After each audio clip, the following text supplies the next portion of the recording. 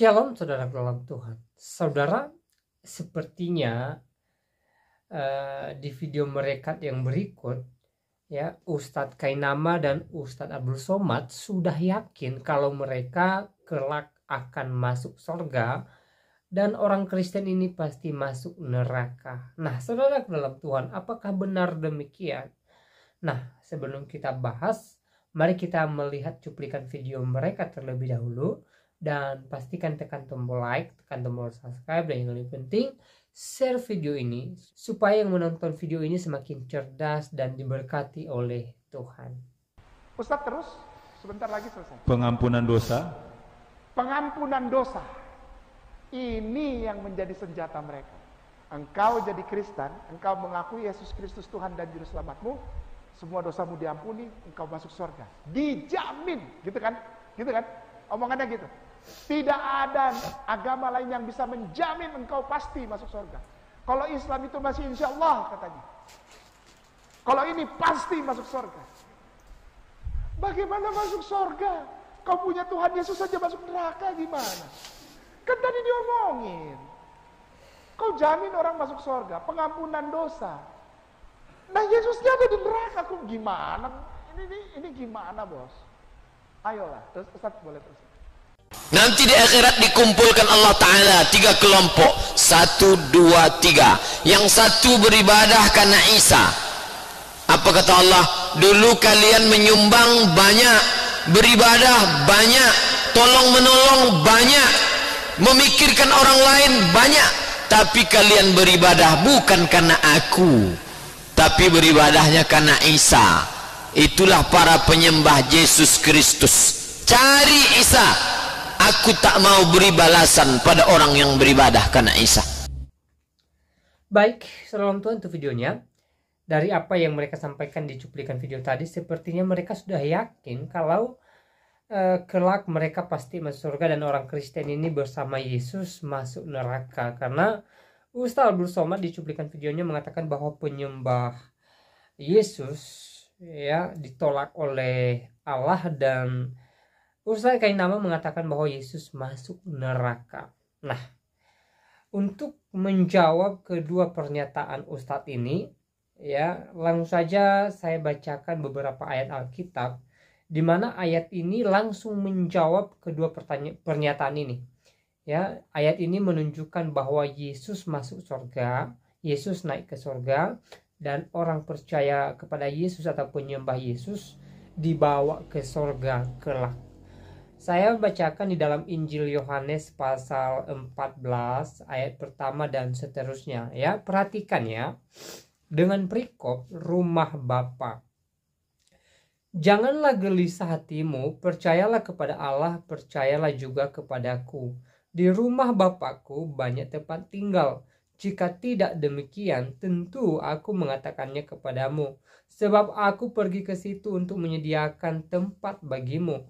Dan apabila aku telah pergi ke situ dan telah menyediakan tempat bagimu, aku akan datang kembali dan membawa kamu ke tempatku, supaya di tempat di mana aku berada, kamu pun berada. Jadi Yesus ke surga, kita pasti masuk surga. Dan kemana aku pergi, kamu tahu jalan ke situ. Kata Thomas kepadanya, Tuhan, bagaimana kami tidak tahu kemana engkau pergi, jadi bagaimana kami tahu jalan ke situ? Kata Yesus kepadanya, Akulah jalan dan kebenaran dan hidup. Tidak ada seorang pun yang datang kepada Bapa kalau tidak melalui aku. Sekiranya kamu mengenal aku, pasti kamu juga mengenal Bapakku. Sekarang ini kamu mengenal dia dan kamu telah melihat dia. Kata Filipus kepadanya, Tuhan, tunjukkanlah Bapa itu kepada kami, itu sudah cukup bagi kami. Kata Yesus kepadanya, telah sekian lama aku bersama-sama kamu, Filipus, namun engkau tidak mengenal aku. Barang siapa telah melihat aku, ia telah melihat Bapa. Bagaimana engkau berkata, tunjukkanlah Bapa itu kepada kami? Tidak percayakah engkau bahwa aku di dalam Bapa dan Bapa di dalam aku? Apa yang aku katakan kepadamu tidak aku katakan dari diriku sendiri, tetapi Bapa yang diam di dalam aku, dialah yang melakukan pekerjaannya. Percayalah kepadaku bahwa aku di dalam Bapa dan Bapa di dalam aku. Setidak-tidaknya percayalah karena pekerjaan-pekerjaan itu sendiri. Aku berkata kepadamu, sesungguhnya barang siapa percaya kepadaku, ia akan melakukan juga pekerjaan-pekerjaan yang aku lakukan, bahkan pekerjaan-pekerjaan yang lebih besar daripada itu. Sebab aku pergi kepada Bapa, dan apa juga yang kamu minta dalam namaku, aku akan melakukannya, supaya Bapa dipermuliakan di dalam Anak. Jika kamu meminta sesuatu kepadaku dalam namaku, aku melakukannya. Ya. Selanjutnya di ayat yang ke-15 dengan perikop, Yesus menjanjikan penghibur atau Roh Kudus. Jika kamu mengasihi aku, kamu akan menuruti segala perintahku. Aku akan meminta kepada Bapa, dan ia akan memberikan kepadamu seorang penolong yang lain, supaya ia menyertai kamu selama-lamanya.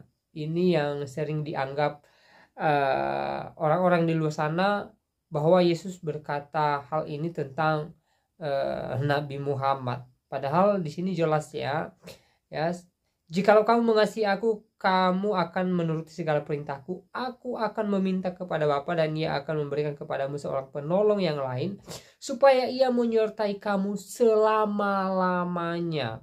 Artinya sampai kekekalan Allah Roh Kudus Tuhan menyertai kita, yaitu roh kebenaran. Dunia tidak dapat menerima dia, sebab dunia tidak melihat dia dan tidak mengenal dia. Tetapi kamu mengenal dia, sebab ia menyertai kamu dan akan diam di dalam kamu.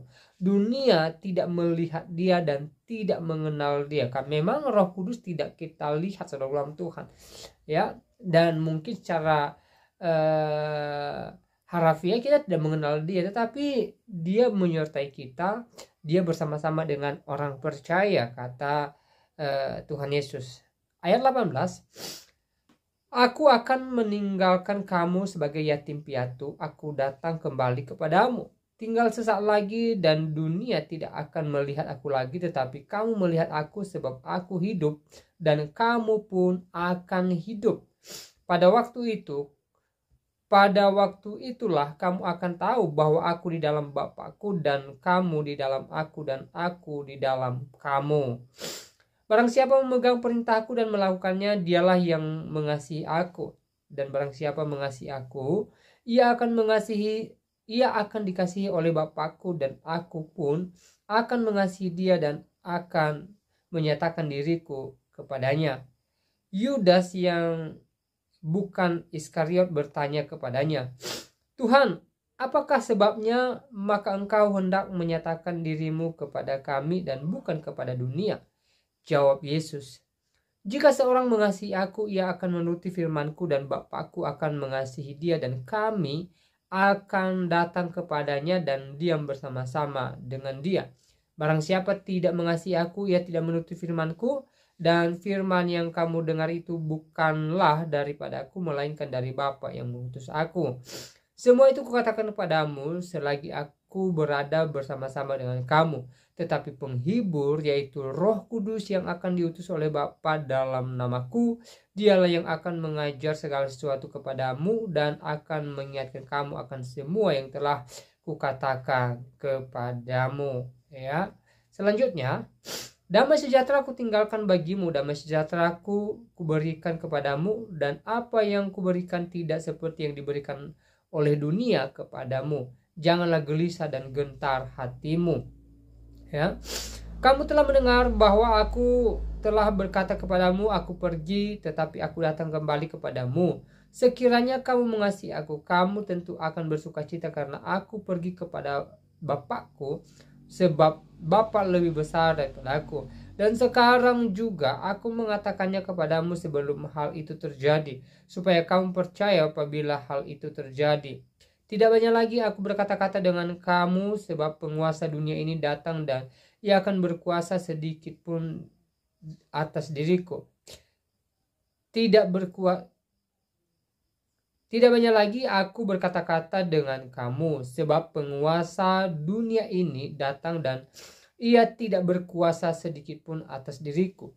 Tetapi supaya dunia tahu bahwa aku mengasihi Bapa dan bahwa aku melakukan segala sesuatu yang diperintahkan Bapa kepadaku, bangunlah, marilah kita pergi dari sini.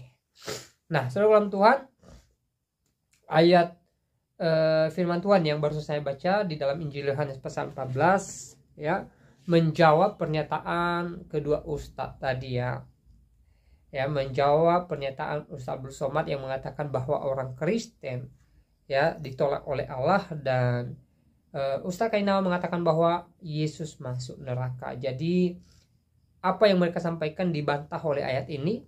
Justru sebaliknya, bahwa Yesus naik ke surga dan orang Kristen pasti masuk surga ke tempat Yesus berada. Nah, saudara Tuhan, selebihnya silakan tulis tanggapan saudara di kolom komentar. Tuliskan tanggapan yang baik, yang positif, terutama tanggapan yang memuliakan Tuhan. Dan kiranya Tuhan Yesus memberkati kita semua. Shalom.